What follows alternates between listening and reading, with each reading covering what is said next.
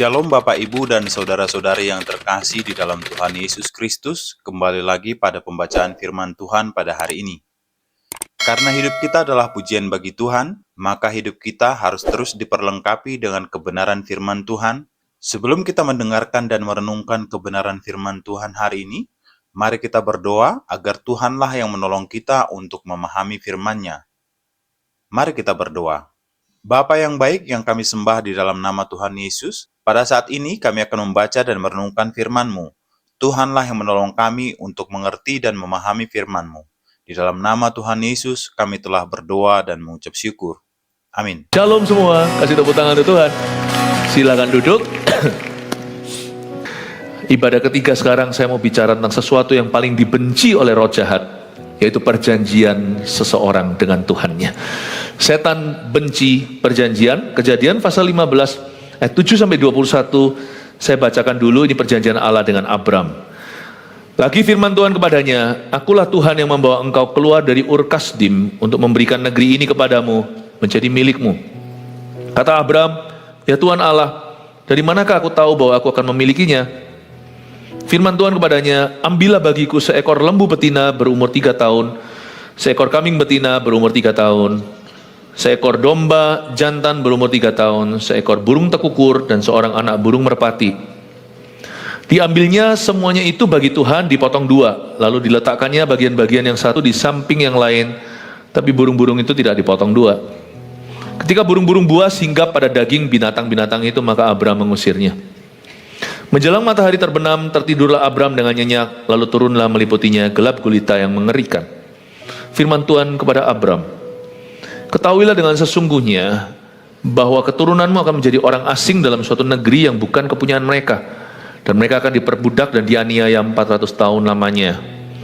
Tapi bangsa yang akan memperbudak mereka akan kuhukum. Sesudah itu mereka akan keluar dengan membawa harta benda yang banyak. Tapi engkau akan pergi kepada nenek moyangmu dengan sejahtera. Engkau akan dikuburkan pada waktu telah putih rambutmu. Tetapi keturunan yang keempat akan kembali ke sini, sebab sebelum itu kedurhakaan orang Amori itu belum genap. Ketika matahari telah terbenam dan matahari menjadi gelap, maka kelihatanlah perapian yang berasap beserta suluh yang berapi lewat di antara potongan-potongan daging itu. Pada hari itulah Tuhan mengadakan perjanjian dengan Abram serta berfirman, kepada keturunanmu lah aku berikan negeri ini mulai dari sungai Mesir sampai ke sungai besar itu, yaitu sungai Efrat, yakni tanah-tanah orang Keni, orang Kenas, orang Kadmon, orang Het, orang Feris, orang Relaim, orang Amori, orang Kanaan, orang Girgasi, dan orang Yebus itu." Setan benci perjanjian, lawan katanya Tuhan cinta perjanjian. Tidak ada perjanjian yang sah tanpa pengorbanan. Saya tadinya itu masih belum yakin mau kasih judulnya setan benci perjanjian atau pengorbanan yang benar. Tapi kata perjanjian lebih besar dari pengorbanan. Sebab tidak semua korban diterima Tuhan. Tapi semua perjanjian kita dengan Tuhan pasti melibatkan pengorbanan dari sisi kita dan dari sisi Tuhan. Saya kasih contoh. Ketika Tuhan membuat perjanjian dengan umat manusia bahwa suatu hari akan Tuhan utus seorang penebus, Adam dan Hawa baru fresh grace jatuh ke dalam dosa, maka terjadi pembunuhan hewan pertama. Kita tidak tahu itu hewan apa. Beberapa orang spekulasi mungkin itu seekor domba. Masuk akal sih, karena nantinya korban sesungguhnya itu anak domba Allah. Kan Adam tiba-tiba dibikinkan cawat sama Tuhan supaya tidak kelihatan ketelanjangannya dari bulu hewan. Hewan itu pasti mati. Kematian pertama masuk ke bumi, dan itu bukan manusia. Yang korban dulu adalah hewan tak bersalah. Tapi Tuhan sembelih itu, Tuhan buat mati untuk jadikan pakaian dalamnya. Nah, itu adalah dari sisi Tuhan. Aku berjanji, perjanjiannya masih primitif sekali, bahwa suatu hari akan kuutus penebus untuk menebus umat manusia dan keturunanmu Adam dan Hawa. Dari sisi manusia, Allah mulai mewahyukan diri dan menyatakan dirinya, maka muncullah pengorbanan-pengorbanan yang diharuskan. Contohnya, waktu Tuhan menyatakan dirinya kepada Abraham, tak lama kemudian nanti ada yang namanya hukum Taurat, hukum sunat. Jadi ada sesuatu yang menyakitkan secara daging dan lahiriah. untuk bisa membedakan antara umat Israel dan bukan, yaitu lewat sunat jasmani. Bukan hanya untuk higienis, tapi sunat itu untuk menunjukkan bahwa mereka telah membuang kulit katannya, alias itu adalah simbolisme tentang sifat lama dan sifat dosa. Tapi belum terjadi kerohanian karena roh manusia masih mati. Jadi masih ada ritual-ritual, dan perjanjian lama itu dibuat di atas dasar pengorbanan seremonial, yaitu hewan yang dikorbankan dalam bait suci atau bait Allah. Maka muncullah the Old Covenant, the Old Testament atau perjanjian lama. Perjanjian baru udah nggak pakai semuanya itu, makanya sekarang kita masuk ke hadirat Allah kan nggak bawa hewan lalu kita bakar di hadapan Tuhan. Karena wujud sesungguhnya telah datang, yaitu anak domba Allah, bukan seorang binatang, bukan seekor binatang, tapi anak Allah. Perjanjian baru itu dibeli dengan harga yang mahal, dengan darah yang suci, yaitu darah Yesus Kristus di Kalvari. Perjanjian baru juga ada penyunatan kulit katan, tetapi sunat hati, bicara tentang pertobatan. Dalam bertobat harus ada yang dikorbankan. Kalau orang itu dulunya terlibat perselingkuhan, dia harus korbankan hubungan itu untuk ikut Tuhan. Dia nggak bisa mengikut kedua-duanya. Kalau kita ikut Tuhan, nggak bisa ikut setan, nggak bisa melayani setan. Tak seorang pun hamba bisa melayani dua Tuhan. Harus ada yang kau korbankan untuk ikut Tuhan. Kulit katan. Di perjanjian baru sekarang sunat itu hanyalah pilihan atau untuk alasan-alasan kesehatan, tidak lagi kena dengan tidak lagi berhubungan dengan, tidak lagi ada hubungannya sama keselamatan. Tapi ada sesuatu yang dikorbankan ketika seseorang bertobat. Pertobatan itu berarti juga pengorbanan. Misalnya waktu saya bertobat terima Tuhan, otomatis saya hilang teman loh, sungguhan. Saya bertobat tahun 92, umur 18 tahun. Di tahun itulah saya SMA 3, saya lulusan, lalu saya harus masuk kuliah. Pilihannya adalah seminari karena saya terpanggil, dipilih Tuhan untuk menjadi seorang hamba Tuhan. Itu saya kehilangan banyak teman-teman rusak saya semua meninggalkan saya. Itu sungguhan, nggak gampang. Dulu saya nge-game terus, meskipun zaman dulu belum ada online. Aduh, Tuhan ambil semua itu koyakkan. Nggak bisa sih. Nggak bisa kita itu setengah-setengah. Ijau pun entah yang tahu cuan. Nggak bisa dua kapal, kaki kita di kedua-duanya. Pasti cemplung tuh ke laut binasa. Paham ya sekarang tentang pengorbanan dan perjanjian? Untuk kita membuat perjanjian dengan Tuhan, tidak bisa kita setengah-setengah. Oke, mari sekarang kita lihat bagaimana Abram membuat perjanjian dengan Tuhan. Kita lihat bagaimana setan ternyata sangat benci perjanjian itu, karena dia sadar kalau seseorang menjalin hubungan perjanjian dengan Tuhan, setan sedang dalam bahaya kehilangan segala-galanya di hidup orang itu. Kita lihat sekarang ayat 7. Lagi firman Tuhan kepadanya, "Akulah Tuhan yang membawa engkau keluar dari Ur Kasdim untuk memberikan negeri ini kepadamu menjadi milikmu." Abram dibawa keluar dari satu negara, kota wilayah namanya Mesopotamia. Dia keluar dari sana, Tuhan yang bawa dia, karena Tuhan berfirman, "Aku akan memberimu negeri baru. Aku akan kasih kamu tanah perjanjian." Keluarlah Abram, tapi nggak langsung masuk Kanaan. Dia sempat transit berapa tahun di Haran. Tunggu ayahnya meninggal dulu, baru dia hengkang sungguhan full force. Baru dia sepenuh hati mentaati Kristus. Setiap kita pasti ada susahnya untuk meninggalkan hidup lama. Bikin perjanjian dengan Tuhan tuh nggak bisa gini loh. Kita nggak bisa bikin perjanjian Tuhan kalau kita masih terikat perjanjian sama setan, nggak bisa. Makanya saya nggak ngerti kok bisa kita itu percaya Tuhan tapi masih juga ikut superstisi dan tradisi yang menentang firman Tuhan. Nggak bisa. Kalau kayak gitu Tuhan pasti ngalah, 100% Tuhan pasti mundur dari dirimu. Karena Tuhan tidak bisa dimadu, I'm sorry. Kita nggak bisa teken sama Tuhan kalau kita masih namanya di sebelah situ notarisan sama orang lain. Nggak bisa. Karena Allah tidak ambil properti sengketa. Roh diberikan oleh Tuhan Yesus dalam diri kita. Bapa mencurahkan rohnya dalam diri kita itu dengan cemburu, alias Bukan Tuhan nunggu kita sempurna, setelah sempurna kau baru layak menyembah aku. Setelah kau sempurna, kau baru layak menjadi anakku. Kalau gitu nggak layak-layak kita kapan jadi anaknya. Tapi dalam kesadaran kita tidak boleh menyimpan sesuatu. Kalau kita sama Tuhan itu harus tulus, harus sungguh. Kalau kita ikut Yesus itu nggak bisa pura-pura. Itulah sebabnya Tuhan bilang, Bram, perjanjian Allah dengan kamu itu hanya terjadi kalau kamu keluar dulu dari Ur Kasdim. Karena di Ur Kasdim, tanah kelahirannya, tempat dia dibesarkan, di situ syarat penyembahan berhala.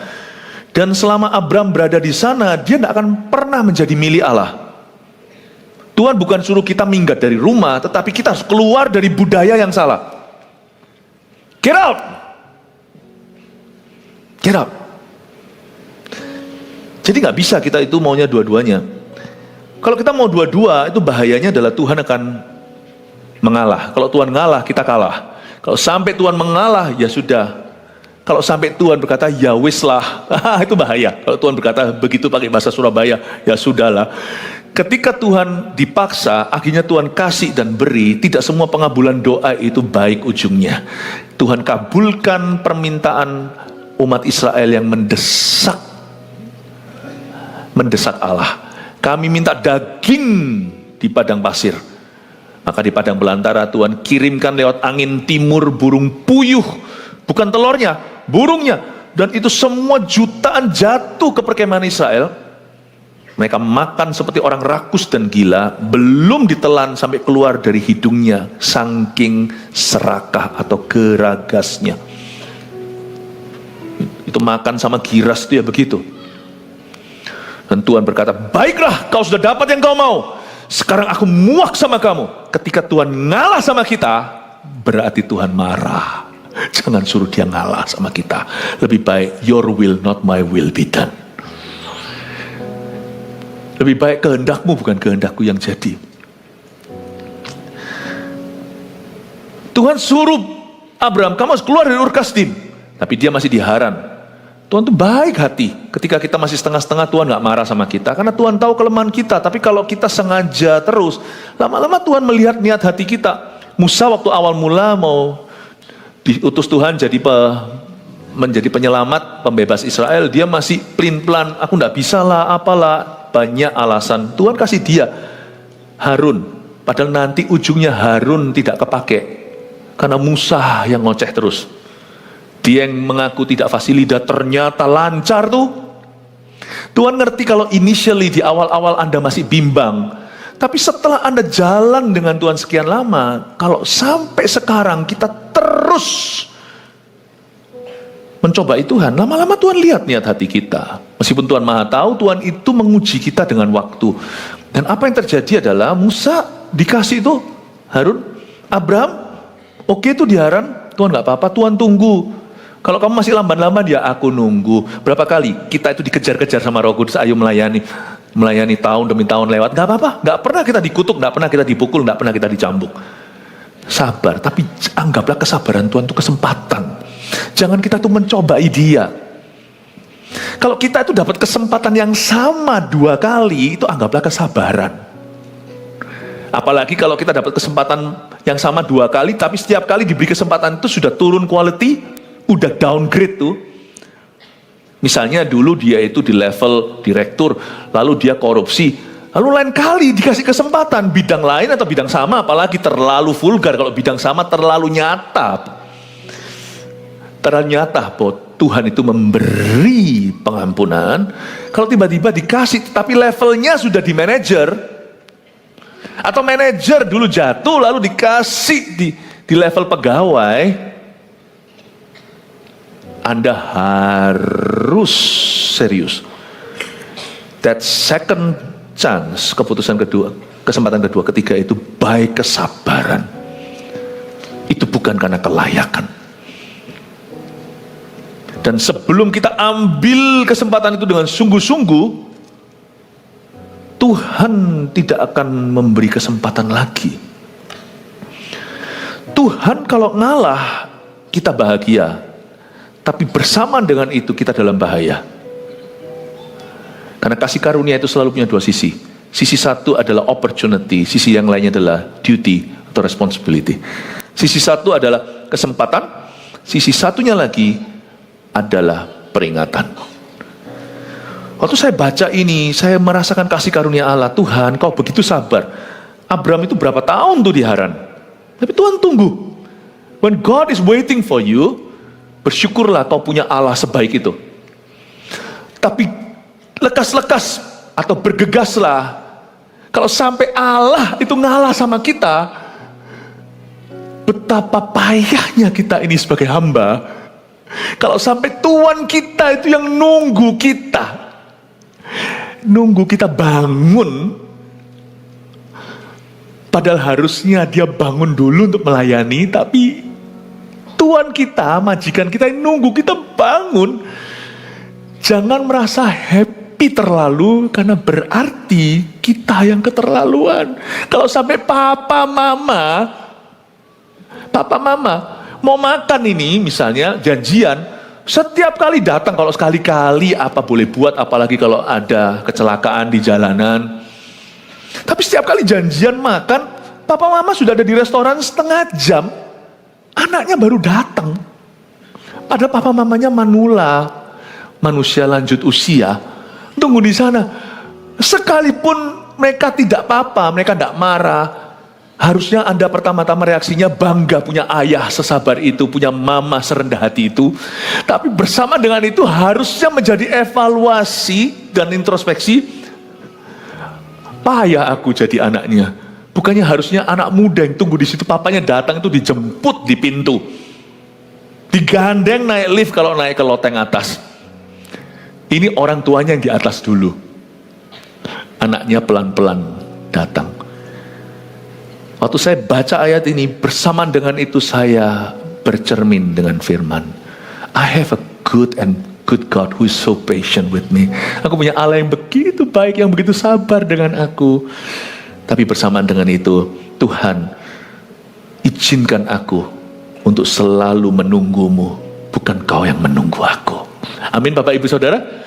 Berapa kali kita dikejar dengan tawaran yang sama, ayo melayani, bulan depan ayo melayani, ayo jadi sponsor di CG. Enggak bisa. Wah, Tuhan enggak apa-apa. Bulan depan enggak mampu. Tahun depan ya masih belum srek nih.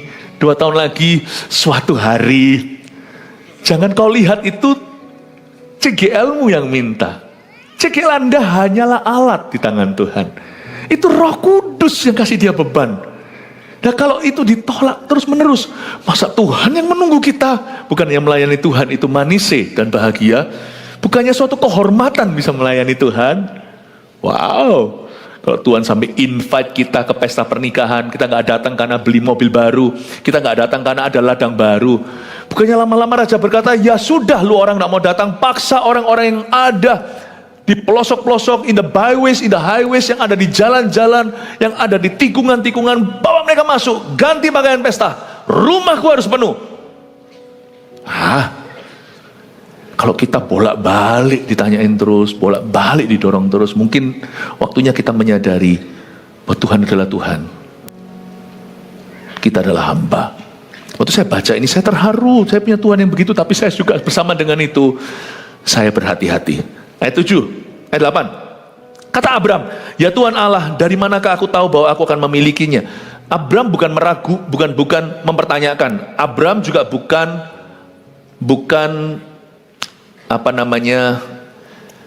hereby bahasa Inggrisnya, Abram wasn't questioning God, he was asking God, inquiring of God. Abram bukan mempertanyakan Allah karena tidak percaya. Abram minta tolong sama Allah untuk bantu dia percaya.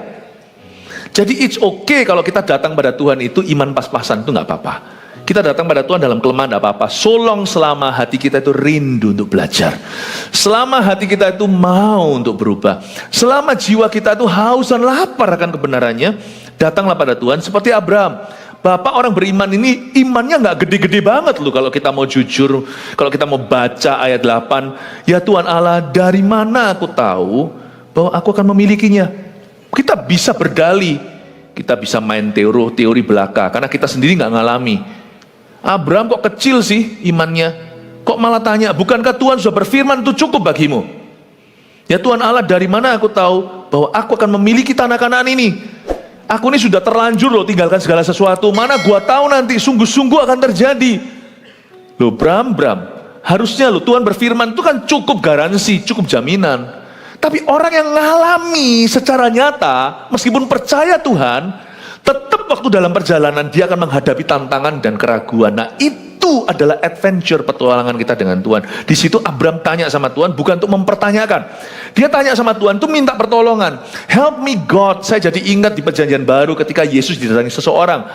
Tuhan, jikalau engkau dapat, sembuhkan anakku. Yesus berkata, jikalau dapat, oh Tuhan ampuni aku yang tidak beriman ini. Tuhan tolong aku untuk beriman kepadamu. Forgive me. Forgive this faithless me. Help me have faith in you. Tolong aku. Jadi Tuhan tetap sembuhkan. Dan Tuhan ajari dia beriman. Gak apa-apa loh kita menyapa Tuhan dalam keraguan. Selama hati kita itu kiblatnya adalah Tuhan. Bukan ragu lalu lari dari hadiratnya. Ragu lalu habis itu kita sengaja mencari arah yang berlawanan dan menentang kehendaknya. Dia berkata, ya Tuhan Allah, dari manakah aku tahu bahwa aku akan memilikinya? Tuhan itu senang hati kita tulus, sekalipun dalam ketulusan kita, dalam keluguan kita, kadang-kadang kita itu menunjukkan kelemahan iman. Tapi Tuhan berkata, saya mendingan kalau misalnya saya lagi sama satu orang nih, saya kasih kepercayaan.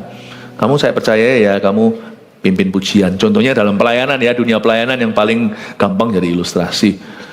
Dia berkata, aduh, bagaimana aku tahu aku bisa? Tolong aku ya, training aku.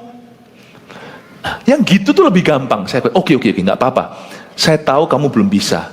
Asal kamu mau belajar, saya mau ajari kamu kok. Itu enak diajak ngomong. Karena orang itu nggak nolak, tapi orang itu juga tidak memberikan kepercayaan diri yang palsu atau keyakinan yang semu. Aku bisa, lalu habis itu amburadul di belakang. Kalau kita kasih pekerjaan, misalnya kita seorang manajer, lalu pegawai kita, aku kasih kamu tugas ini ya, Pak, saya berusaha ya, tapi kalau nanti saya nggak bisa, saya tanya Bapak ya, wah saya senang, cengli orang ini masuk akal. Daripada bisa, belakangnya saya harus hire orang lain untuk memperbaiki kesalahannya.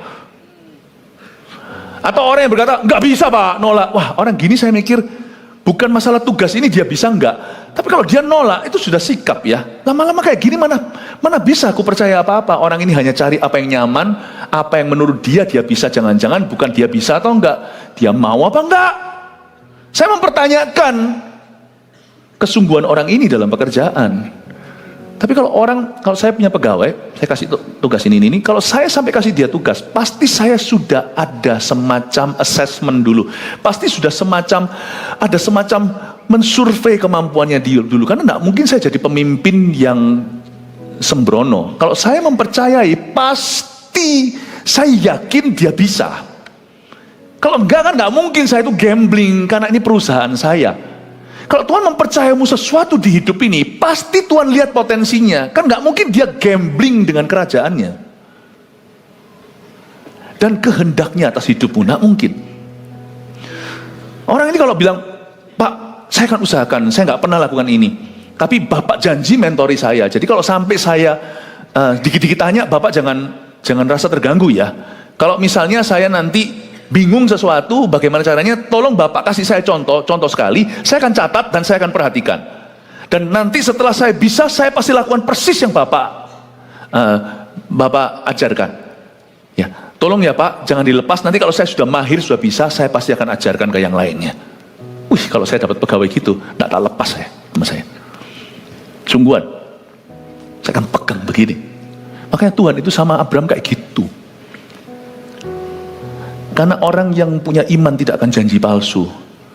Tapi orang yang beriman tidak akan menolak Tuhan. Sekalipun sesuatu bagi dia baru, asing dan tidak nyaman.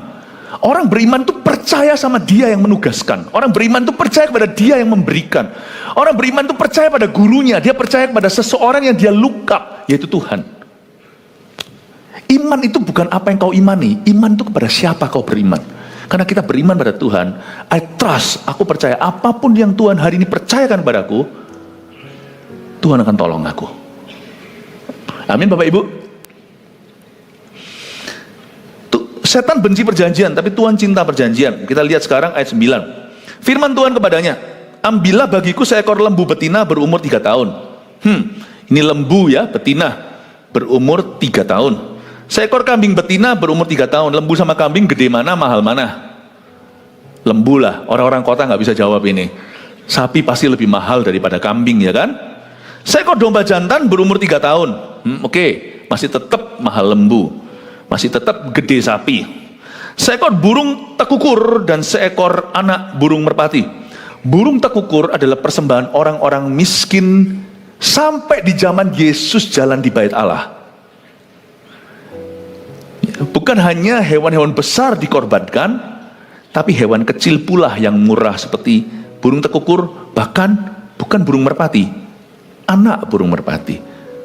Tuhan itu kepingin buat hubungan perjanjian dengan semua orang menurut kapasitas dan kemampuan. Jikalau ada seorang yang kaya raya memberikan burung tekukur, itu akan Allah anggap sebagai penghinaan. Ini bukan bicara soal persembahan materi ya, ini bicara soal hati. Bisa soal hati. Tapi ketika seseorang belajar untuk memberi yang terbaik sesuai dengan kemampuannya, burung tekukur pun bagi orang yang tidak punya apa-apa, seperti seorang wanita yang memberikan 2 peser uangnya, yang Yesus lihat itu loh, pada waktu persembahan diberikan di bait suci. Burung tekukur itu pun costly, itu pun mahal sekali. Kalau orang tidak punya apa-apa, tekukur itu pun tetap akan terasa sebagai korban. Tuhan itu sangat apa ya, saya ini segala bahasa kurang bagus. Indonesia ya gitu, Inggris ya gitu, Chinese apalagi. Bantu saya ya, bahasa Indonesia cengli itu apa ya?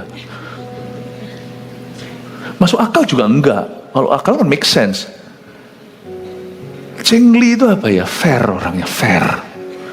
Tuhan tuh fair banget. Makanya ada lagu hymn Fairest Lord Jesus. Itu bukan fair artinya itu kulit putih, bukan. Fair itu artinya you're so fair, so beautiful, you're so, kok begitu adil. Tuhan tuh begitu maha pengertian. Allah mengerti, Allah peduli, itu sungguhan. Tuhan tuh membuka sap-sapnya, jalur-jalurnya pada orang yang sanggup, yang punya 5 talenta, otomatis pasti tuntutannya lebih berat. Pada orang yang punya 1 talenta juga jangan disembunyikan di tanah. Jangan iri sama yang lainnya. 1 talenta menghadap Tuhan, 2 talenta menghadap Tuhan, 5 talenta yang menghadap Tuhan. Nah kalau saya punya kapasitas seperti ini hari ini dalam ini, saya berikan cuma segitu, kan saya salah di hadapan Tuhan. Berarti kan saya mengkorupsi talenta. Ya, tapi ada orang yang tidak sanggup. Tidak semua orang bisa khotbah, tapi dia dipercaya di dalam CG-nya misalnya untuk sharing firman. Gemeter lagi, nggak bisa lagi. Makanya CG bukan tempat undang pengkhotbah luar. Don't do that. CG bukan persekutuan doa. Kalau Anda lakukan itu, Anda mengkorupsi talenta. Karena Anda benturkan yang punya 1 talenta dengan 5, yang 1 tidak muncul. Itu pasti kau sembunyikan di bawah tanah itu. CGL baru sponsor tidak akan bisa muncul. Kenapa? Pengkhotbahnya jago-jago yang diundang dari luar. Matilah. Anda mau matikan anak sendiri gampang. Anak Anda lagi belajar nyanyi kan? Bukannya untuk inspirasi, tapi setiap kali Anda ada baru nyanyi dalam kejuaraan misalnya turnamen, setiap kali muncul Anda panggil Whitney Houston di sana, kandidat kedua, ya matilah anaknya. Pasti akan minder pulang, tutup kepala di bantal, kata aku nyanyinya jelek seperti burung tekukur. Anak Anda turnamen belajar taekwondo, olahraga sih nggak ada tapa-tapaannya, ada martial art atau ilmu bela diri yang pakai semedi, yang ini nggak ada. Taekwondo misalnya, nggak usah kasih contoh, nanti ada pada robek celana aku. Udahlah, percayalah, pastormu bisa sedikit kok. Lalu apalagi turnamen. Kalau saya sih tahu karate dulu. Turnamen. Tiba-tiba, wah, Anda rasa turnamen membosankan anak kecil. Bosan ah. Panggil aja juara karate dari Jepang, supaya lebih seru gitu loh. Supaya apa? Supaya nanti gaweanku ini heboh gitu loh. Loh, Anda objektifnya heboh atau mau besarkan anak? Mau bangun anakmu? Coba bedakan. Mau heboh atau mau overshadow your children, atau membuat mereka jadi bayang-bayang? Tahu apa yang dilakukan? Tiba-tiba datangkan juara Brasil si jiu-jitsu ya, mungkin karate dari Jepang, datengin, lawan sama anakmu, bapak belurlah anak Anda. Seumur hidup dia akan tinggalkan sabuk putihnya, dia tidak akan naik ke sabuk merah. Kenapa? Dia trauma. Gampang membuat akhirnya CG-nya itu gemuk 70. Gampang, undang aja pembicara luar, lama-lama jadi gereja, dalam gereja jadi 200 tuh CG-mu. Tapi tak ada satupun bocah-bocah rohani di bawahmu itu akan muncul, semua akan babak belur. Satu-satu trauma, sabuk putih ditanggalkan, semua akhirnya jadi penonton turnamen karate. That's not how you raise a CG. Bukan. Jangan sampai 2 talenta dan 5 talenta ketemu. Ada tempatnya masing-masing. Nah, masalahnya sekarang, kalau di sini ada seorang sponsor, seorang calon CGL, lalu monggo silakan gantikan Pastor Philip khotbah di atas sini, khotbahkan dari sini. Bisa berdiri mati terkukur. Mati terkukur itu apa sih? Tersungkur. Ayo sini. Sponsor mana nih? Ayo sekarang gantiin saya turun sekarang. Khotbah. Ya janganlah, nggak fair lah, karena konteks ini butuh 5 talenta untuk bisa bicara di sini. Konteks ini butuh 5 talenta, karena pressure-nya beda. Jangan kau tukar-tukar 5 talenta, kau taruh di kantongan 1 talenta. 1 talenta kau taruh di kontainer 5 talenta. Jangan jadi orang yang salah taruh 1 ditaruh di bawah tanah. Jangan. Amin Bapak Ibu Saudara. Ceki bukan begitu caranya. Karena saya mau dorong setiap kita di sini yang mau menyala, yang mau bersinar terang. Anda tidak usah compare sama pastor siapa yang khotbah di atas, karena memang beda konteksnya. Di konteks di mana Anda harus bertumbuh, Anda sedang dipersiapkan. Bertumbuhlah di sana, sebab terkukur juga bisa jadi persembahan Tuhan. Lembu 3 tahun juga bisa jadi persembahan yang indah bagi Tuhan. Kita semua hanyalah hewan tunggangan. Kita semuanya hanya alat di tangan Tuhan. Sesuai dengan konteks waktu yang tepat, Tuhan bisa pakai setiap kita untuk berbuah-buah pada tempatnya. Kasih tepuk tangan untuk Tuhan. Amin, amin. Tuhan cinta perjanjian. Berani untuk ambil resiko. Dipakai Tuhan. Abraham diberitahu sama Tuhan, aku buka jalur. Lembu 3 tahun. Kasih kambing 3 tahun, domba 3 tahun, kasih ini burung tekukur, anak pun, seekor anak burung merpati. Wow. Sampai kanak-kanak pun diperhatikan Tuhan, selalu ada jalur sendiri. Saya tidak tahu apa yang akan memberikan seekor anak burung merpati itu, anak kecil juga. Tuhan itu membuka akses untuk semua ke Dia. What a wonderful God we have. Tidak ada orang di dalam rumah Tuhan boleh sombong. Tidak ada orang boleh minder. Saya dorong kita semuanya untuk berbuah di musim kita. Amin Bapak Ibu Saudara. Kalau saya datang ke CG Anda pasti tidak bertumbuh. Pasti. Nah kalau saya datang, Anda khotbah, bukan saya GR nih. Ada saya pasti grogi. Pasti Anda grogi. Ya, pasti Anda grogi. Kalau nggak grogi, saya lihat jam gini aja langsung Anda grogi pasti. Coba sekali-kali ya, tak datang ya ke CG-nya ya. Nggak enak juga buat saya, bukannya gaya apa, saya sih nggak suka malah digituin, tapi pasti nanti akhirnya berujung foto-fotoan. Bukan saling mendoakan, saling memoto, saling memotret saudaraku. Nggak jadi, nyembah segalanya, akhirnya jadi revival KKR. Kapan Anda, bukan latihan, CG bukan tempat latihan, kapan Anda berbagi kehidupan sebagai real jemaat dengan jemaat? Kapan? Bukankah kalau ada aniaya Bapak Ibu Saudara, yang mati dulu itu rasul-rasul. 12 itu dibabat habis, 1 memang bunuh diri, 11 itu mati semua kecuali 1, mati 10. Ada apa-apa? Kami ini black death dulu. Kalau jemaat tidak dipersiapkan, Anda tidak akan siap waktu tuayan. Waktu penuaian terjadi, kalau semua ke one man show akan bubar. Dan Anda tidak akan bisa disiapkan untuk penganiayaan. Jikalau terjadi. Let's not play-play ya. Singaporean would say. No play-play ya with CG ya. Ya, coba katakan kanan kiri. No play-play ya with CG ya. Aduh, itu Inggris yang kurang bagus. Saya nggak ada rencana ngomong soal ini. Tuhan cinta perjanjian. Saya kok digiring ke sini. Saya curious saja. Di sini siapa anggota tetap CG? 1, 2, 3 diangkat tangannya. Oh ya makanya hampir semua. Haleluya, kasih tepuk tangan tuh Tuhan. Oke, cepat aja lanjut ya. Saya nggak ada rencana ngomong soal ini, sungguhan. Kok bisa diantar ke situ ya? Diantar ke situ sama Roh Kudus. Mungkin ada pelanggaran kali.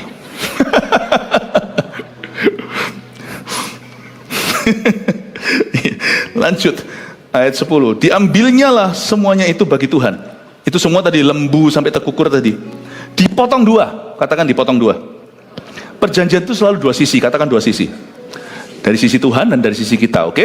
Lalu diletakkannya bagian-bagian itu yang satu di samping yang lain, tapi burung-burung itu tidak dipotong 2. Lihat ya, Tuhan itu begitu adilnya, yang gede-gede dipotongin, yang kecil biarin, tidak dipotong jadi 2. Ya, Anda bisa potong steak, ayo, mungkin sang istri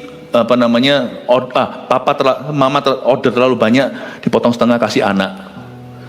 Tapi kalau keju yang taruh di sandwich itu udah tipis, jangan kau tipisi lagi. Tuhan tuh tahu kok kemampuan dan ketidakmampuan kita. Tuhan tuh tahu batas-batasnya. Tuhan tuh cengli sekali. Tuhan tuh fair banget. Mendingan menurut saya judulnya diganti, bukan setan benci perjanjian, tapi Tuhan tuh cengli. God itu so understanding. Diambilnya, makanya itu orang kalau dekat sama Tuhan tuh orangnya cengli. Pasti orangnya fair, pasti orangnya itu understanding, pengertiannya. Orang yang mengaku hamba Tuhan, tapi gaya sekali, kasar sekali sama orang, menurut saya ragu. Jangan kau akui dirimu durian kalau manggis yang keluar. Sana ngaku jeruk, padahal tajamnya kulit nangka. Come on lah ya, you don't fool nobody, you don't fool me.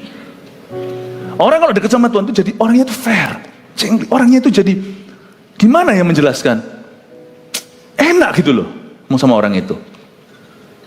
Masuk akal gitu loh, meskipun supranatural. Tuhan tuh kayak gitu. Saya nggak habis-habis mau cerita tentang Tuhan, tapi sekarang saya mau fokus kepada perjanjiannya. Diambilnya semua itu bagi Tuhan dipotong 2, lalu diletakkannya bagian yang satu di samping yang lain. Ketika burung-burung buas hingga pada daging binatang-binatang itu, maka Abraham mengusirnya. Kata burung-burung buas ini juga ada konotasi seperti roh jahat, meskipun itu burung sungguhan, karena memang yang dibelah-belah sama Abraham itu adalah hewan-hewan dan bangkai-bangkai hewan itu. Ya, bukan bangkai yang busuk. Tuhan tidak menerima persembahan yang busuk, tapi Tuhan menerima persembahan yang baik. Tapi di situ ada darah, ada flesh, ada dagingnya. Jadi saya nggak heran, itu kan di padang, waktu itu kan di tanah Kanaan, tempat terbuka. Jadi mungkin ada burung-burung nasar yang datang, burung-burung vulture itu loh yang datang, ya, yang kayak elang tapi gundul-gundul, yang kayak seperti kakek tua begitu. Sorry, kalau yang ada yang kakek di sini enggak. Dan kakek sini semuanya kakek-kakek keren. Ya, burung-burung buas hingga pada daging binatang itu, maka Abraham mengusirnya. Bapak Ibu Saudara, dari ayat ini saya tahu bahwa setan, burung buas ini kan lambang setan. Ada satu perumpamaan, ketika benih ditaburkan, ada 4 macam tanah. Salah satu tanah itu diaspal. Dikatakan bahwa ada burung-burung datang mencuri biji itu. Yesus memberikan pengertian pada murid-muridnya nanti, bahwa benih yang ditabur adalah firman, yang nabur itu Yesus. Dunialah taburan ladangnya, dan ada burung-burung yang datang, itulah iblis yang datang mencuri firman itu. Jadi burung-burung buas ini yang datang, bayangin Abraham baru mempresentasikan persembahan kurban pengorbanan ini untuk Tuhan, sedang membuat perjanjian dengan yang maha kuasa, langsung gak pakai besok hari, gak pakai nanti, burung-burung itu datang, bukan bunuh Abraham. Mereka gak takut sama Abraham, mereka mau curi persembahan. Mereka bukan mau lukai Abraham, tapi mereka mau gagalkan pengorbanan. Karena kalau pengorbanan itu jadilah perjanjian yang tidak bisa dibatalkan dengan Tuhan. Itu kayak notarisan itu loh. Misalnya sudah hampir tanda tangan, tiba-tiba kita diinterupsi, jangan tanda tangan. Sebab sekali tanda tangan itu mengikat dan hukumnya kekal. Saya mau beritahu kepada Anda bahwa Tuhan itu sangat cinta perjanjian dan setan sangat benci perjanjian. Saya kasih satu cerita dulu. Saya kasih beberapa cerita ya. Saya kasih kesaksian aja ya. Saya nggak janji ini bisa selesai nih sampai ayat 21. Karena setiap ayat itu begitu dalam. Kalau sampai jaga-jaga nggak selesai, nanti kapan-kapan saya ajari. Tapi saya kok tergerak memberi beberapa kesaksian tentang Tuhan itu cinta perjanjian dan setan membenci perjanjian. Saya pada waktu baru bertobat terima Tuhan, saya punya saat teduh pribadi tiap hari. Saya janji tahun 92 saya bertobat, yaitu 30 berapa tahun lalu berarti? 33 tahun lalu. Itu saya bertobat. Saya buat satu covenant dengan Tuhan bahwa tiap hari hidupku akan selalu bangun mesbah dulu. Jadi itu sudah harga mati. Nggak negosiasi. Saya tidak mau jadi orang Kristen biasa. Untungnya meskipun saya itu bertobat itu di sebuah gereja kecil di Kanada, gereja Indonesia, kecil cuma puluhan orang, tapi saya sudah sungguh-sungguh terjamah dan saya membuat komitmen sama Tuhan, apapun tiap hari kau yang kucari lebih dulu. Oke? Tapi karena saya ini anak muda, nggak bisa bangun pagi, apalagi kalau di Kanada lagi dingin, masih gelap, pukul 7 pun masih gelap. Karena itu saya nggak janji bisa bangun pukul 4 subuh, karena sekolah saya jauh. Saya harus nyetir itu 1 jam ke sekolah. Jadi akhirnya saya buat keputusan, saya bertobat sebelumnya itu, sebelum sekolah saya jauh itu kan kuliah. Sekolah saya di SMA dulu cuman setengah jam sampai. Tapi saya nggak bisa bangun pagi, udah gitu aja, nggak usah alasan jauh, nggak bisa bangun pagi. Jadi saya punya doa saat teduh itu jam 3 sampai jam 5 sore. Pulang sekolah jam 3, taruh tas, belum mandi segalanya, masuk ke ruang, saya doa 2 jam, baca Alkitab, nyembah Tuhan. Jadi itu sudah komitmen saya. Lalu saya bertobat kan di akhir SMA, lalu habis itu pulang ke Indonesia karena liburan musim panas, liburan lulusan. SMA 3 saya lulus, saya terpanggil menjadi seorang hamba Tuhan. Pulang ke Indonesia, orang-orang Indonesia yang sekolah di luar negeri, anak-anak muda, kalau pulang tuh pasti pikirannya selain ketemu papa mama, mau makan apa. Wah, ini sudah sangat ngidam, soto, rawon, whatever semuanya. Don't talk to me about sandwich. Ya, saya mau nasi. Wah, pikirannya sudah makan-makan. Tapi habis itu saya mikir, saya doa jam 3 sampai jam 5. Tapi nanti di Indonesia saya punya perjanjian dengan Tuhan. Aku pulang ke Indonesia ini meskipun liburan, tapi saya sudah mulai sekolah Alkitab, sekolah teologi, mau jadi hamba Tuhan. Jadi mending sekarang saya punya semacam perjanjian dengan Tuhan dalam hal doa. Karena saya rindu dipakai Tuhan, saya tidak mau main-main dengan kehidupan. Toh saya belum pacaran waktu itu. Jadi waktu prime time saya, waktu utama setiap hari nanti waktu pulang berapa bulan di Indonesia, daripada diisi yang enggak, saya janji sama Tuhan, pukul 7 malam sampai pukul 9, saya akan sembahyang. 7 malam sampai 9, saya akan doa. Saya lakukan itu. Jadi tiap hari saya tunggu papa pulang kerja, mama papa sudah beres dengan urusannya, kita makan malam. Malamnya baru berkumpul sama-sama. 7 jam 9, anak-anak muda keluar jalan-jalan, saya doa setiap hari Senin sampai Sabtu, waktu di Surabaya. Lalu habis itu kami sekeluarga pergi ke Batu, jalan-jalan dengan beberapa keluarga teman. Teman-teman papa saya dan keluarganya. Akhirnya waktu ke Batu pagi itu sebelum berangkat, saya doa dulu pagi jam 7 sampai jam 9, saya tuker. Bukan 7 malam sampai 9 malam, karena nanti malam dengernya sih, kita mau ngumpul-ngumpul di villa teman, mau makan jagung bakar. Kepingin ya.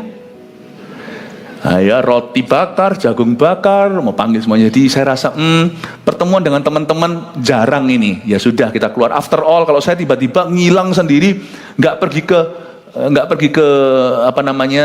ke villa, saya di hotel sendiri kan aneh. Ngapain tuh Philip? Jam 7 sampai 9. Lain lah, Tuhan pasti pengertian. Jadi akhirnya singkat cerita 7 sampai 9 saya doa, kita jalan pergi ke Batu Malang. Selama kita lagi ada di situ main monopoli, main segalanya, wah sudah, kalau anak-anak muda kumpul semuanya kacau sudah, pakai bedak, pakai apa, semuanya sini, yang kalah suruh hormat pakai sandal jepit gitu. Udah ya nggak perlu lah, hidup itu nggak ada artinya itulah, gitu lah. Akhirnya udah kita main, tiba-tiba saya kaget. Itu saya masih baby rohani ya, saya baru bertobat. Baru tobat lalu pulang ke Indonesia karena liburan semester, liburan lulusan. Itu saya rasa di kepala saya itu seperti ada lus-lus.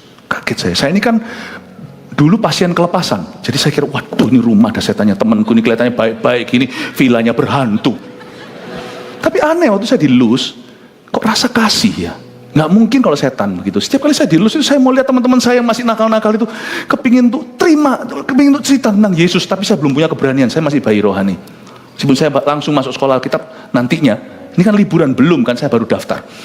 Kayak rasanya dilus gitu tuh rasanya kayak aku ingin rangkul temanku, tapi kalau saya rangkul dia akan berkata aneh lu. Ya, saya pengen rangkul dia, saya ngomongin sama dia Yesus mengasihimu. Setiap kali saya dilus itu saya ingat musuh-musuh saya zaman dulu pernah melukai saya. Saya mau ampuni mereka. Masa setan menimbulkan buah-buah kebajikan? Waktu saya mikir ini siapa apa, saya dengar suara, bukan audible, suara sepoi-sepoi bahasa di hati saya. Karena saya sekarang sudah anak Tuhan. Pergilah ke belakang, temui aku. Saya kaget, bukan setan ini, bukan hantu ini, Tuhan. Untung gak gua tengking. Karena pendeta saya dulu ngomong kalau kamu gak sejahtera tengking. Lah ini saya sejahtera le. Pergilah saya ke belakang. Di halaman belakang itu, di villa itu halamannya belakang ada kebunnya gitu ya, ini villa besar. Saya lihat ke langit itu seperti Abraham, bintang-bintang. Saya belum baca sampai perjanjian lama, baru Matius Markus. Waktu saya baca, saya lihat itu bintang, Tuhan bilang, hitunglah itu. Bukan hitung, sebelum Tuhan belum ngomong apa-apa. Waktu saya lihat itu, oh iya dia Tuhan ngomong gini, hitunglah itu, sebanyak itu nanti anakmu. Saya berkata, mati aku. Saya belum ngerti tentang Abraham. Waduh, siapa yang mau menikah sama saya? Karena McDonald had a farm. Iya yo. Nanti istriku harus tahu kalau dia harus mengandung setiap 9 bulan. Saya nggak ngerti ternyata itu maksudnya jemaat. Karena saya jadi hamba Tuhan kan. Waktu saya lagi gitu tiba-tiba saya terharu entah kenapa. Padahal nggak ngerti itu scripture. Saya berlutut loh. Saya masih ingat kok itu rumput ya. Saya berlutut, saya berkata, bila ku pandang, karena lagu itu lagu lama dulu yang saya dengarkan dari kaset Indonesia dikirim ke sana. Bulan dan bintang, ajaib dan mulialah karyamu. Waktu sampai chorus ini, ku jatuh tersungkur. Saya lihat kanan kiri dulu karena di situ orang-orang main kartu. WC di luar waktu itu. Itu sejuk, enak, batu belum sepolusi ini. Saya lihat ku jatuh tersungkur. Saya lihat kanan kiri gak ada orang. Di bawah kakimu. Saya angkat tangan saya seperti ini. Ku sembah kau Tuhan. Ku sembah kau. Lebih tepatnya ini kan. Bintang-bintang jadi saya kebalik. Ku sembah kau Tuhan. Ku sembah kau. Ku jatuh tersungkur. Di bawah kakimu. Ku sembah kau Tuhan, ku sembah kau. Jangan lupa, oh, ku sembah kau Tuhan, ku sembah kau. Saya dengar suara lagi, gak pernah saya ngalami kayak gitu sama Tuhan. Saya ini lahir baru. Berdiri, saya disuruh berdiri. Cuma gak usah ikut berdiri, saya yang berdiri. Saya berdiri, waktu berdiri temanku mau keluar. Hei, ngapain? Untung. Ngapain lu? Saya bilang, saya lap-lap lah, kan itu nggak ada lampu, jadi kan di bawah terang bintang, ini nggak kelihatan, saya lap-lap air mata saya. Nggak apa-apa, cari udara seger, lu orang nggak seger gitu. Ya namanya anak-anak muda, masuk ke WC saya tunggu, itu hadirat itu kayak diangkat sebentar. Tadi itu kerasa begitu dekat, tiba-tiba diangkat, seperti yang sisa hanyalah Tuhan di dalam hatiku. Terus saya lihat terus, kok nggak keluar-keluar? Ngapain anak itu masuk WC lama begitu? Terus keluar lagi dia berkata, ayo masuk, kita segera habis ini mau main ini, main itu, entah main apalah. Ya gampang udah, lu orang jalan dulu, gua nyusul nanti. Masuklah dia ke sana, baru dia bleng tutup pintu. Ser, hadirat Allah lagi. Ku jatuh tersungkur di bawah kakimu. Ku sembah kau Tuhan, ku sembah kau. Oh, ku sembah kau Tuhan, ku sembah kau. Cuma 10 menit. Saya dengar suara itu. Pandang sekali lagi bintang itu. Hitunglah sebanyak itu anakmu. Lalu ada suara berkata, go back to your friends. Saya kaget. Kembalilah ke temanmu. Go back to your friends. mereka menunggu kamu. Tuhan itu jengli banget. Saya ngomong gini mau nangis. Tuhan itu sangat fair. Dia tahu saya anak muda. Bali, waktu saya lihat jam saya 7:10. Saya janji sama Tuhan jam 7 kan, Cinderella. Di Indonesia saya mesti jam 7 sampai 9 saya sembahyang. Terus saya buka 7:10. Pas 10 menit yang lalu Tuhan suruh saya keluar. Tuhan ingat perjanjian. Waktu yang kau korbankan, saya korbankan 2 jam itu. Sepatuku mana?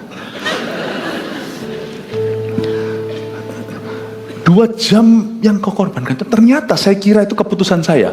Meskipun itu keputusan saya, Tuhan anggap itu sebagai korban. Dan korban itu, kok gak masuk-masuk? Tuhan indahkan. Loh, di belakang itu apa? Coba lihat itu belakang. Ternyata Tuhan indahkan. Waktu revival terjadi di kalangan muda-mudi, saya tahun 2000 di GMS, waktu kita masih di tempat lama, saya pimpin sekelompok anak-anak muda, di antaranya juga ada Pastor Anita yang sekarang jadi istri Pastor Bernard di Semarang, ada juga Pastor Fuji, Pastor Lena yang mengembalakan di Jakarta. Itu semua orang-orang generasi pertama dari Surabaya yang saya pimpin dalam gerakan. Waktu itu kita semua masih muda-mudi, makanya sampai hari ini mereka manggil saya bukan pastor tapi ko. Saya mungkin cuma 5 tahun lebih tua dari mereka. Waktu saya pimpin itu saya masih ingat. Saya tiap hari berdoa, janji sama Tuhan, kebangunan rohani kita pertama. Jadi kalau Anda tahu sekarang dari mana rumor atau dari mana hari ini yang Anda lihat, GMS itu dikenal revival anak-anak mudanya. Ini loh ceritanya supaya Anda tahu. Tahun 2000, saya dipercaya 100 anak-anak muda yang sakit hati sama pemimpinnya. Bukan saya yang mimpin. Saya dijodohkan paksa. Ini tolong take care mereka. Saya take care. Mereka juga lihat saya, lu siapa? Saya lihat mereka juga, lu orang siapa? Mereka berkata, aku gak percaya sama kamu. Gak apa-apa, aku juga gak kenal kamu. Kita ini sekarang, saya itu ditugaskan untuk help you.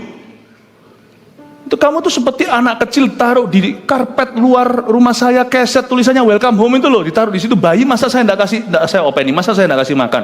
Meskipun saya bukan yayasan. Kalau kamu ditaruh di situ ada bayi di keset saya pasti akan angkat dan bawa pulang ke rumah. Kalian jangan lihat saya dengan mata aku juga enggak percaya. Don't worry, you don't have to trust me. Anak-anak muda itu semuanya. Saya masih ingat kok. Waktu saya ngomong sama mereka, saya punya perjanjian dengan Tuhan. Sulit Tuhan untuk memenangkan 100 orang. Gimana dengan 100 orang ini? Tuhan berjanji kita akan mengadakan kebangunan rohani orang muda di seluruh Indonesia. Ya apa? Gimana caranya dengan 100 orang yang compang-camping iman ini? Saya buat perjanjian dengan Tuhan. Karena waktu itu, kan Anda harus tahu, memang pengorbanan. Gini ya, korban itu bukan jawaban. Korban itu tidak diterima oleh Tuhan apabila satu, dia menggantikan atau menjadi substitusi ketaatan. Makanya Raja Saul, ketika dia tidak taat sama Tuhan lewat perintah Samuel, dia membiarkan hidup Agag atau Raja Amalek. Lalu habis itu dia simpen semua domba-domba sapi wagyu. Katanya sih waktu dikonfrontasi untuk mempersembahkan bagi Tuhan. Samuel ngamuk marah lalu koyakkan kerajaan dari tubuhnya Saul sambil berkata, kau kira Tuhan berkenan sama korbanmu? Yang Tuhan kehendaki adalah ketaatan, bukan korban. Makanya keluar satu pepatah dalam bahasa Inggris yang sangat terkenal, obedience is better than sacrifice. Tuhan cinta perjanjian, setan benci perjanjian. Tuhan tuh cinta pengorbanan yang dikorbankan dengan spirit yang benar. Karena pengorbanan yang dikorbankan dengan spirit benar itu menjalin perjanjian. Paham ya? Tetapi korban yang dipersembahkan dengan spirit yang salah, Tuhan tidak terima. Karena taat lebih penting daripada berkorban. Tuhan ngamuk sama si Saul. Kamu kira aku makan nih wagyu? Nggak mau. Orang memberikan persembahan kalau bukan dengan spirit benar, juga percuma. Mau berapapun duitnya. Tapi orang kalau memberikan dengan hati yang tulus, berapapun yang Tuhan taruh di hatinya, itu berkenan kepada Allah. Nah, Tuhan tidak menerimanya. Tuhan berkata, emangnya gua makan? Emangnya saya makan tuh semua ini wagyu dan lemcopmu. Tuhan ngamuk dan Tuhan koyakkan. Korban itu jadi tidak dikenan kalau dia menggantikan ketaatan. Atau korban itu jadi tidak berkenan jikalau dia mencoba membeli kasih karunia. Aku berkorban. Yesaya 58. Apakah gini caranya kamu puasa? Aku udah berkorban, aku gak makan. Udah sampai kurus kayak gini, kulit, bungkus tulang. Kok Tuhan belum jawab? Tuhan berkata, lah kamu korbannya kayak gitu. Kamu kira dengan begini kamu bisa suap aku atau bisa ancam aku? Aku gak makan loh ya. Bedanya apa kamu puasa dengan demonstrasi, dengan demo? Dengan ngambek sama-sama seperti buruh yang gak terima? Tuhan berkata, kayak gini korban, kamu mencoba memojokkan aku. Korban itu baru tidak berkenan kalau dia mencoba membeli kasih karunia. Bukankah yang ku kehendaki adalah kerendahan hati, bukan korban yang ku cari. Tapi korban ini diterima sama Tuhan Abraham, karena korban itu keluar dari hati yang tulus. Dan di mana korban dipersembahkan dengan benar, dia tidak bisa digantikan dengan doa loh. Makanya jenis tertentu tidak bisa diusir kecuali dengan doa dan puasa. Tidak bisa doa saja. Ada tempat khusus dalam hati Tuhan untuk korban yang umatnya berikan. Sacrifice itu ada, punya tempat, a sacred place in God's heart. Sampai-sampai ngusir setan orang yang cuma doa doang, sama orang yang benar-benar betul-betul meresapi otoritas Allah dan mencari firman. Kalau orang lapar tidak bisa makan apa-apa, bedanya diet sama puasa. Puasa itu bukan lapar, puasa itu kenyang lewat makanan yang lain, yaitu firman. Saya waktu puasa, saya masih ingat zaman-zaman awal-awal saya bertobat. Kalau saya tidak tahan 40 hari saya puasa, saya nggak kuat itu, pas lagi lapar pol-polnya itu saya baca firman itu sampai saya lupa kelaparan. Bedanya dengan diet. Diet itu hanyalah lapar untuk kurus. Kalau ini lapar untuk kenyang dengan sesuatu yang lain. Beda. Orang yang mempersiapkan pelayanannya nanti, aku mau pelayanan atau aku mau membuat keputusan untuk company-ku, yang cari Tuhan dan menyisihkan waktu. Orang lain cuma doanya versi atau ala doa makan saja. Tuhan berkati pekerjaanku. Tapi ada orang yang berdoanya sungguh-sungguh, aku tidak mau diganggu, tutup pintu di belakangnya, cari Tuhan hingga badai berlalu. Bahkan berani puasa untuk itu. That kind of prayer, kalau bukan untuk membeli kasih karunia atau ngancam Allah, kalau bukan untuk menggantikan ketaatan, aku sudah berkorban loh ya, jadi aku tidak usah taat. Korban seperti itu diterima loh sama Tuhan, dan itu menjadi suatu perjanjian. Saya mengorbankan waktu saya yang prime sebagai anak muda. Jam 7 sampai jam 9 itu bisa nonton, bisa apa. Saya korbankan karena saya berkata, I want a ministry nanti suatu hari di Indonesia yang seperti kau katakan, bintang di langit, bukan karena metode dan acara di depan, tapi sesuatu yang terjadi yang sifatnya life changing, perubahan hidup di antara jemaat. You bayar harganya dapat barang, itulah korban yang benar. Jangan iri dengan orang yang punya barang karena Anda tidak membayarnya. Jadi ada korban yang harus Anda berikan kepada Tuhan. Saya kasih contoh ya. Sekarang kembali lagi cerita tentang kebangunan rohani anak muda itu. Saya berdoa kan, saya membuat keputusan hari itu berdoa dari jam 12 sampai jam 4 pagi. Jangan tiru ini, karena saya full timer. Jam 12 sampai jam 4, jadi kalau saya pergi ke kantor hari-hari itu di GMS lama, zaman kita dulu masih zaman-zaman jadul itu, beberapa teman melihat mata saya kadang-kadang merah karena pecah pembuluh darahnya, bukan saya sengaja, tapi karena berdoa sungguh-sungguh dari 12 sampai jam 4, sekitar 1 bulan, 2 bulanan begitu. Kadang-kadang 12 sampai jam 6. Saya doa 6 jam, tidak usah ditiru, karena tidak semua orang berhasil meniru yang ginian. Saya berdoa, Tuhan give me Surabaya or I die. Kalau enggak, suruh aku kembali aja ke Kanada, sekolah lagi kayak apa. Kalau aku balik ke sini, aku mau lihat kebangunan rohani, aku tidak mau tanggung jadi orang. Orang lain cuma berdoa, Tuhan bless my ministry, I want revival or I die. Berseru dengan mati-matian. Lalu habis itu saya ngomong sama sekelompok orang-orang, 100 orang itu yang hanya jadi JGL, belum ada yang namanya coach-coach, belum sebanyak itu, masih 10 JG. Saya sendiri coachnya. Saya bilang sama mereka semuanya, kalian semua lakukan ini. Kami tidak mau, kami trauma sama pelayanan. Kamu tidak usah lakukan apa-apa. Saya minta kamu cuma lakukan ini. Icebreaker nggak usah, kalian lagi tidak dalam moodnya hahaha karena semua lagi trauma. Masuk hadirat Allah langsung ejreng-ejreng, ngerti maksudnya? Langsung main gitar, yang bisa main gitar, nggak bisa main gitar, zaman itu masih kaset, pasang kaset. pasang VCD, pasang CD, bukan VCD. Nyanyi, suruh lagu nyanyi, ikut nyanyi. Bukan untuk makan-makan kalian kumpul. Karena perjanjianku dengan Tuhan bukan makan-makan. Perjanjianku dengan Tuhan adalah doa dan firman. CG ini 10 itu saya masih ingat. Semuanya masing-masing ya, doa. Kalau kamu mau khotbah, waktu itu semua lagi trauma nih, anak-anak muda lagi sakit hati sama pemimpinnya. Kamu kalau mau khotbah, nggak ada khotbah, nggak apa-apa, sudah baca Alkitab 10 menit, Alkitab tok dibaca, nggak usah dijabarkan. Susah kan? Nggak susah kan? Baik tidak baik waktunya beritakan firman. Aku nggak bisa khotbah, 10 menit. Daripada ngoceh-ngoceh nggak jelas, mendingan baca firman. Tapi kalau kamu bisa jabarkan, baik. Jangan cerita tentang sakit hatimu, nggak usah cerita tentang dirimu. Firman itu bukan tentang dirimu. Aplikasinya untuk setiap kita. Firman itu adalah firman untuk orang lain dulu. Jangan cerita tentang dirimu, sampaikan aja, itu perjanjianku. Karena waktu saya berdoa dari jam 12 sampai jam 4, saya tidak doa untuk saya. Saya suruh cuma satu, ngejeng-ngejeng tadi.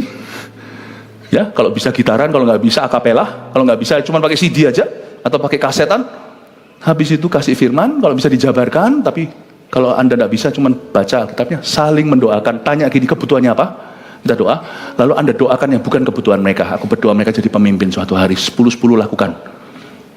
Tahu nggak? Satu datang ke saya, Go Philip, kok tumbuh? Maksudnya apa kok tumbuh?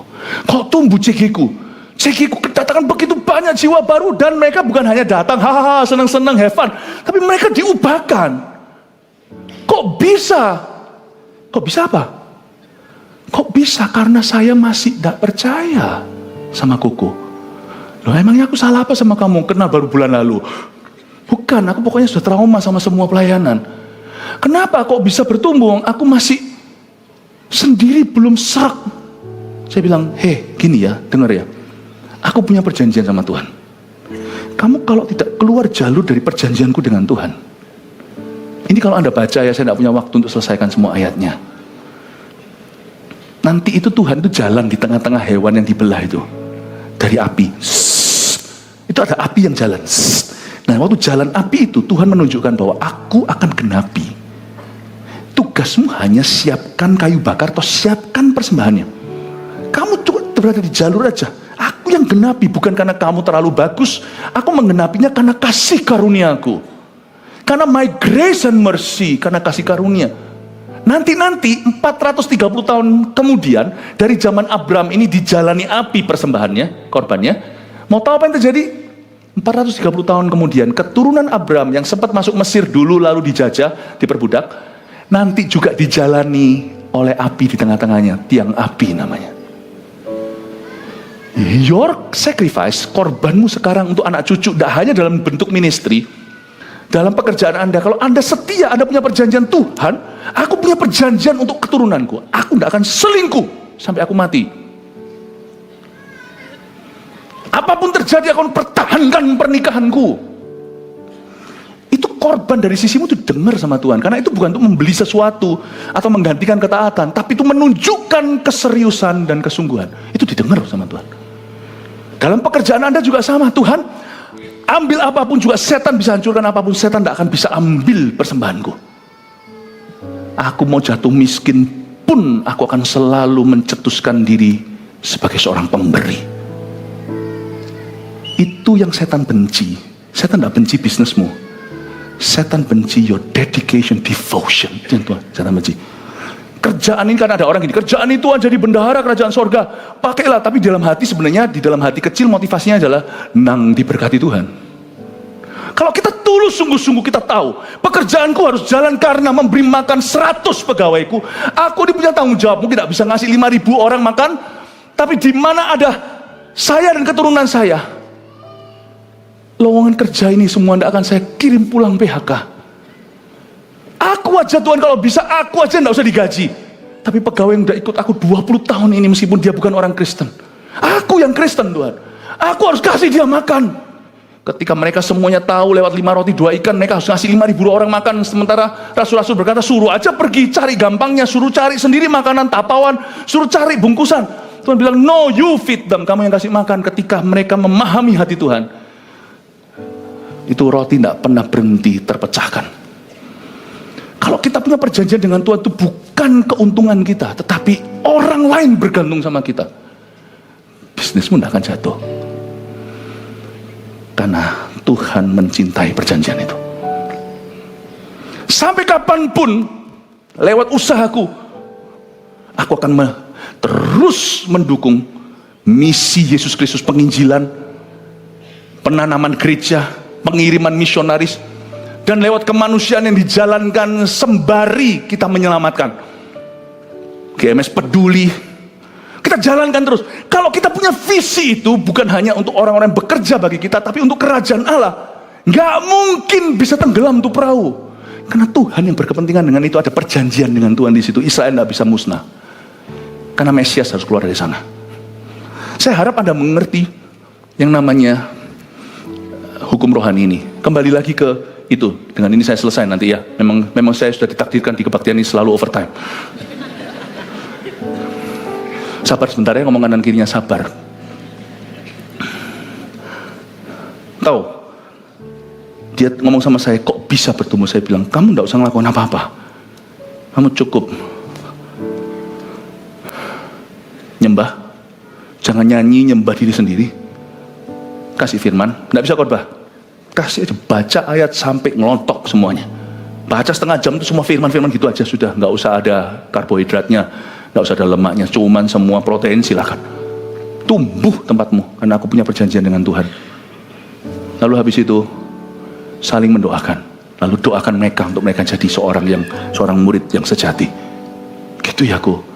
Dari 1.100 orang itu anak muda. Anda sekarang lihat anak muda kita di mana? Seberapa? Anda lihat sekarang. Dan di antara orang-orang ini, saya tanya di sini dulu, siapa di sini dulu adalah jemaat pemasa saya? Angkat tangan. Jemaat pemasa, ayo ngaku. Tahun 2000 itu. Itu ada di sana. Ada lagi. Ini jemaat tahun 2000. Kebangunan rohani terjadi. Terakhir dengan ini saya selesai. Suatu hari, saya dari sejak muda, sekarang masih muda, saya berjanji sama Tuhan. Apapun, waktu saya bertobat tahun 92, saya tahu saya akan jadi hamba Tuhan, tapi saya belum berprofesi, belum menentukan jurusan. Beasiswa sudah dikasih dari berbagai university, saya tolak semuanya, saya pergi ke satu sekolah yang jauh, sekolah Alkitab di ujung luar kota. Saya ngomong sama Tuhan, aku tidak akan pernah murahan, mau aku jadi pengusaha, jadi pendeta, aku akan selalu menjadi pemberi. I will always find myself di sisi giver. Receiver itu Tuhan akan memberi berkat pada setiap orang secara berbeda-beda. Aku selalu menuruti tuntunanmu. I will always be a giver. Aku berjanji Tuhan. Teman-temanku bilang, nanti kamu mau makan apa? Mau makan kerikil kali? Mau apa? Bodoh kamu lepaskan semua beasiswa itu. Kamu dapat tawaran kerja di sini di Eropa, kamu tolak semuanya, mau jadi apa? Pendeta, teman saya orang Taiwan dulu. Wih, jahat sekali mulutnya, makanya Tuhan pisahkan kami. Dia meninggalkan saya, dia hina saya. Lu mau jadi apa?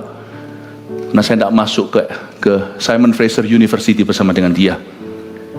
Saya masuk ke Columbia Bible College, jauh-jauh di luar kota lagi. Dia jijik sama saya, kenapa kamu sekarang fanatik? Tapi kata-kata itu masuk karena saya masih bayi rohani. Saya ngomong sama Tuhan, saya janji Tuhan, aku mau jadi martir pun, aku mau jadi orang yang tidak bisa makan roti, aku jadi miskin pun, aku tidak akan minta. Aku berjanji sama Tuhan, apapun yang aku dapatkan. Janji itu seperti Yakub. Saya tidak ngomong tentang persembahan persepuluhan, hari ini bukan soal itu, tapi saya kasih kesaksian ini, saya digerakkan. Tapi persembahan persepuluhan bukan sebagai teologi, doktrin apa, tapi saya ngalami itu sebagai pengalaman pribadi saya dengan Tuhan. Saya akan selalu seperti Yakub waktu pulang dari ke Betel itu, pulang kembali. Waktu dia mau pergi, dia di Betel, dia ketemu Tuhan, dia berkata, sampai kapanpun, 10% daripada apa yang aku terima bersih, aku akan selalu dahulukan engkau untuk pekerjaanmu. Sungguhan Tuhan, aku akan lakukan itu. Tuhan dengarkan itu. Saya tahu sejak hari itu, money is below me, never above me. Mau saya lebih, mau saya kurang, saya tahu keputusan saya dengan Tuhan, janji itu sudah saya teken. Namanya manusia itu kan bisa lelet. Saya kebaktian hari itu Minggu, saya bukan pendeta, saya datang ke Indonesia cuman liburan sekolah. Saya datang di ibadah gitu ya, dan pulang. Saya mau memberikan persembahan persepuluhan itu di tempat yang memang saya tetapkan, bukan di Kanada. Saya pulang 3 bulan, saya harus tetapkan di Indonesia di mana saya kasihkan. Saya tahan. Saya bilang nanti dulu, karena sekarang ini masih 3 bulan, saya masih butuh cash. Manusia itu kan selalu punya pikiran. Saya jalan di Kembang Jepun, nyetir mobil, pergi gitu mana, ditabrak sama sepeda motor, jeder, dia yang salah. Pokoknya di sini tuh peraturannya beda. Motor tabrak mobil, mobil yang salah. Bisa begitu loh. Itu semua orang keluar, nggak tahu dari mana, tadi kok sepi jalanan. Jeder, itu orang sampai dia nabrak saya loh. Terus habis itu, saya nggak salah loh, sungguh ini masih curhat. Itu orang keseret itu kira-kira 100-200 meter, seret gitu. Keluar semua. Itu orang marah-marah, saya nggak tahu. Sekarang saya ngerti, mungkin bisa modus. Masa mungkin jatuhnya kayak orang Bollywood, itu kayak sudah pengalaman. Ternyata ada, saya nggak tahu ya, saya nggak menuduh, tapi saya nggak ngerti kok bisa gitu. Karena kok dia sudah kayaknya scripted, langsung datang, tiba-tiba ada berapa temennya saya nggak tahu, lalu ngomong sama saya, nggak bisa, Anda tabrak saya gini. Belum ada yang namanya dashboard TV, sekalian belum ada gitu-gitu, CCTV. Ya sudah, nego, saya harus bayar berapa? Pikiranku, mobilku gimana, siapa yang bayar? Ini mobil belum lunas, maksudnya belum saya beli dari papa, mobilnya ayah. Dia berkata, sekian. Tahu nggak, itu persis perpuluhan saya. Apa yang tidak yang kita janjikan pada Tuhan, kita tidak berikan, pasti setan akan mengklaim itu. Pasti diambil sama setan. Persis dengan persembahan saya. Jadi saya pulang merugi. Akhirnya apa yang terjadi saya kasih itu, tapi tetap janji saya tidak. Hari itu saya bertobat dan saya memberikan persembahan yang seharusnya. Jadi saya bayar double hari itu. Satu dari kesadaran, satu dari kecolongan. Saya mau beritahu kepada Anda sesuatu, bahwa Tuhan sudah ajari. Dan setelah bertobat, setelah saya lulus, uang yang dikumpulkan semuanya, akhirnya uang yang dikumpulkan sebelum menikah, saya kan kumpulkan, saya ini pintar menabung dari dulu, nabung, jadi selalu punya, karena selalu saya tabung. Suatu hari saya tidur, saya nyesel kalau saya tidur hari itu, mimpi tabungan itu dalam buku tabungan, saya kan tidak ingat berapa, itu sampai huruf terakhir koma 00 koma belakang itu sennya, itu muncul persis, saya bangun tuh hafal angka. Waktu saya buka di buku tabungan saya, persis itu seluruh tabungan saya kasihkan di sebuah gereja di Lampung. Mas kawin saya kasih semua 100% di sana untuk kasih untuk sebuah gereja, dan belikan sound systemnya untuk double K yang sekarang jadi GMS Salatiga. Saya berkata, Tuhan, Engkau ini mau ngajari apa sama aku? Tuhan berkata, kalau kau dan aku perjanjianmu bukan mamon, perjanjianku dengan kamu adalah kehidupan. Kamu akan lihat proyek apapun yang kamu jalankan, aku Tuhan yang akan menandatanganinya. Aku Tuhan yang akan menyertainya. Semoga ini jadi berkat buat Anda, bukan untuk pelayanan, tapi untuk kehidupanmu dalam bisnis, dalam pekerjaan Anda. Kalau Anda punya janji sama Tuhan, sekalipun itu harus dilumuri dengan korban, jangan pernah Anda mundur dan ingkar dari perjanjian itu. Sebab Tuhan cinta perjanjianmu, dan yang setan benci bukan dirimu. Setan benci pengorbanan dan perjanjianmu dengan Tuhan. Karena kalau itu jadi, Allah membangun satu dinasti dengan kehidupan dan keluarga Anda, membangun satu dinasti dengan perusahaan dan pekerjaan Anda. God bless you, may you be continually multiplied. Haleluya. Mari kita semua bangkit berdiri. Thank you untuk kesabarannya sekali lagi.